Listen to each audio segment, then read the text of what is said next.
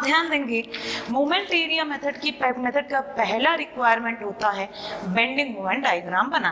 तो हम बनाते हैं इसका बेंडिंग मोमेंट डायग्राम, या इसको बोलते हैं एम डायग्राम। क्या बोलते हैं इसको? M diagram. एम डायग्राम जब बनाएंगे एक सिंपली सपोर्टेड बीम का तो कैसा बनता है? ये बनता है कुछ इस टाइप से। ठीक, ये कैसा बनता है? ये एसएफडी बीएमडी वाले चैप्टर में बताया है। और इस ऑर्डिनेट की वैल्यू होती है PL/4। कितना होता है? PL/4। This is M diagram. अब हमको बनाना है M/EI डायग्राम। M/EI डायग्राम जब बनाते हैं तो ये हो जाएगा आपका इस टाइप से, ये वैल्यू आ जाएगी PL/4EI। ये कितना हो जाएगा? PL/4EI। अब क्वेश्चन ये आता है कि एम डायग्राम मिल गया, M/EI डायग्राम मिल गया, तो अब अगली ड्यूटी है आपकी स्टेटमेंट्स में जाना। स्टेटमेंट नंबर 1 ये बोलता है दो पॉइंट्स के बीच का जो स्लोप होता है, ठीक है, दो पॉइंट्स के बीच का जो स्लोप डिफरेंस है वो किसके इक्वल होता है? Area of M/EI diagram. अब क्वेश्चन ये आता है कि एक कैंटिलीवर था तो हमारे पास सिर्फ 2 पॉइंट होते थे, बट एक सिंपली सपोर्टेड बीम है, तो यहाँ पर जब एक सिंपली सपोर्टेड बीम में आप लोड डालते हैं, ये तो इसका BMD है, बट ये बेंड कैसा होता है? ऐसा कर्व के फॉर्म में। किस फॉर्म में होता है? ऐसा कर्व के फॉर्म में बेंड होता है। ठीक, एक बीम जो है लोड लगाओगे तो ये ऐसा करके बेंड हो। ये A पॉइंट है, ये B पॉइंट है और ये C पॉइंट। इस पॉइंट पे आपको स्लोप मिलेगा, कितना मिलेगा? θA। बट इस पॉइंट पे ये ओरिजिनल और फाइनल पोजीशन दोनों पे वैल्यू क्या है? सेम है, क्योंकि C बिल्कुल फ्लैट है। यहाँ पर जब टेंजेंट बनाते हो तो सीधा बनता है, तो C पे वैल्यू 0 मिलती है। फिर मिलता है आपको θB। तो आप देख रहे हैं इसका डिफ्लेक्शन कर्व कैसा हुआ? A से बढ़ा बढ़ा बढ़ा मैक्सिमम पर पहुंचा, फिर क्या हो रहा है? कम हो रहा है। तो हम डायरेक्टली A और B नहीं ले सकते, यहाँ पर हम लेंगे A से C या C से B। सिमेट्री है तो दोनों में से किसी एक साइड को एनालाइज करते हैं। तो ये लिया θA माइनस θC, ये लिया मैंने स्लोप का डिफरेंस। मैं θA माइनस θB नहीं ले सकती, क्यों? क्योंकि ये चेंज आया है यहाँ पर। ठीक, अब ये θA माइनस θC किया तो A और C के बीच में, ये A और C के बीच में जो M/EI डायग्राम का एरिया कितना हो जाएगा? ये ट्राइंगल, तो हाफ PL/4EI इंटू कितना हो जाएगा? L/2।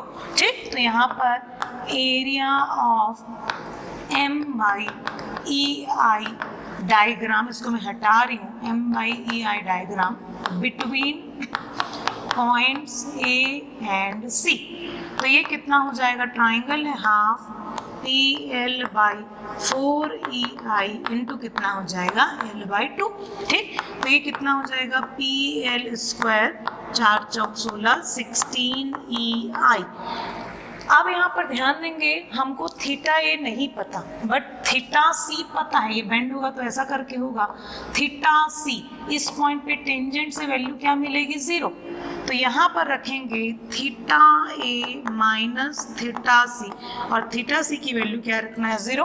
तो आपको ये स्लोप किसका मिला? θA का PL square divided by 16EI। अपने टेबल में चेक कीजिए, simply supported beam subjected two point load at centre, maximum slope कितना आता है? तो आंसर आएगा मैक्सिमम स्लोप A पे आता है और B पे आता है, कितना आ जाएगा? PL square by 16EI। Table का यहाँ पर हमने प्रूफ कर दी।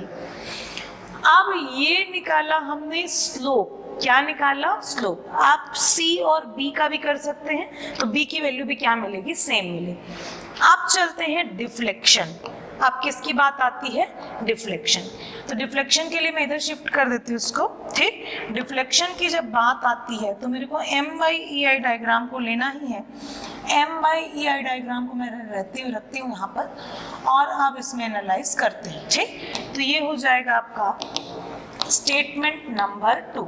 स्टेटमेंट नंबर 2 ये बोलता है दो पॉइंट्स के बीच में जो डिफरेंस आ रहा है, आप देखो इसका बेंडिंग डायग्राम बनाओ। बेंडिंग ऐसा बनेगा, डिफ्लेक्शन डायग्राम। एक ये A है, ये C है और ये B। आपको A पे डिफ्लेक्शन कितना दिख रहा है? 0। C पे डिफ्लेक्शन क्या दिख रहा है? मैक्सिमम। उसके बाद फिर B पे क्या दिख रहा है? 0। तो आप ए से बी पे जंप नहीं कर सकते, आपको ए से कहाँ आना पड़ेगा, सी पे, फिर सी से कहाँ जाएंगे, बी। तो डिफ्लेक्शन का डिफरेंस आ जाएगा वाई ए माइनस वाई सी, ठीक, ए से सी ली। अब ए से सी के बीच का ये एरिया का लेना है मोमेंट, क्या लेना है, एरिया का मोमेंट। और मोमेंट जब भी लेते हैं तो वो किसी पॉइंट के अबाउट लेते हैं, किसी पॉइंट के अबाउट लेते हैं। मैंने स्टेटमेंट में लिखवाया है कि जब डिफ्लेक्शन निकालना है तो मोमेंट लेना पड़ेगा एरिया का, और किस पॉइंट के अबाउट मोमेंट लेना पड़ेगा, उस पॉइंट के अबाउट जहाँ पर आपको स्लोप मिल रहा है या जहाँ पर टेंजेंट चेंज हो रहा है। तो स्लोप थीटा पे कितना था, थीटा सी क्या था, 0 था, थीटा ए कुछ वैल्यू मिल रही थी। तो आपके पास अगर 2 पॉइंट ए और सी, तो अब मोमेंट आप किसके अबाउट लोगे, तो आंसर आएगा ए के about. We can not take moment about C, क्योंकि मोहर्स एरिया मोमेंट मेथड ये बोलता है जहां पर स्लोप चेंज होगा या जहां पर थीटा चेंज होगा, आप उसी पॉइंट के अबाउट ही उस एरिया का मोमेंट ले सकते हैं। तो मैं क्या करूंगी, ये इसका सी जी निकाल लिया और यहाँ से ये डिस्टेंस को सपोज मैंने मान लिया x, तो आपका हो जाएगा एरिया कितना हो गया, हाफ इंटू एरिया हो जाएगा हाफ PL/4EI इंटू L/2, ठीक, ये कितना हो गया, एरिया इंटू हो जाएगा x।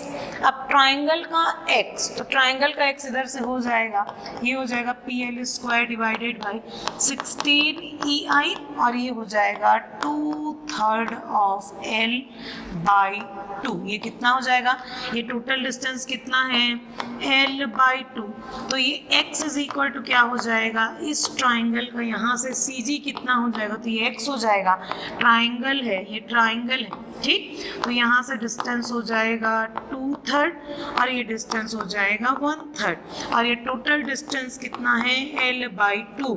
तो ये 2/3 ऑफ L/2, ये हो जाएगा 1/3 ऑफ L/2। तो यहाँ पर लिखा 2/3 ऑफ L/2, 2 से 2 कैंसिल, तो ये हो जाएगा PL³ डिवाइडेड बाई 48, 16 दूनी 32, 16 तिया 48, यही वैल्यू मैंने आपको बताया था। अब यहाँ पर ध्यान दो, ए पे स्लोप, ए पे डिफ्लेक्शन कितना है, 0। ये ए पे डिफ्लेक्शन कितना है, 0, बट सी पे डिफ्लेक्शन है। हमने मॉड इसलिए लगा रहे हैं ताकि माइनस प्लस हट जाए कंप्लीटली। तो आपको ये आ जाएगा YC is equal to PL³ divided by 48EI। तो ध्यान देंगे सिंपली सपोर्टेड बीम में, यहाँ पर ध्यान दोगे कि मैं सबसे पहले स्लोप इजी होता है मोहर्स एरिया मोमेंट से निकालना। दिक्कत आती है डिफ्लेक्शन में। डिफ्लेक्शन में कहाँ पर दिक्कत आती है कि मैं किस पॉइंट के अबाउट मोमेंट लूँ। तो किस पॉइंट के अबाउट मोमेंट लेना है, जिस पॉइंट के अबाउट आपको स्लोप निकाल सकते हो या जिस पॉइंट के अबाउट आपको स्लोप मिल रहा है। जहाँ पर स्लोप 0 उसके अबाउट नहीं ले सकते। याद करो कैंटिलीवर बीम में हमने किसके अबाउट मोमेंट लिया था, बी के अबाउट लिया था, ए के अबाउट नहीं लिया था, क्योंकि ए पे स्लोप क्या था, 0 था। वही चीज यहाँ पर क्या, ए के अबाउट हम मोमेंट नहीं, ए के अबाउट हम मोमेंट लेंगे क्योंकि यहाँ पर स्लोप मिल रहा था। सी पे मोमेंट नहीं ले सकते क्योंकि सी के अबाउट मोमेंट लेंगे तो यहाँ पर क्या था, स्लोप 0 था, जो कि पॉसिबल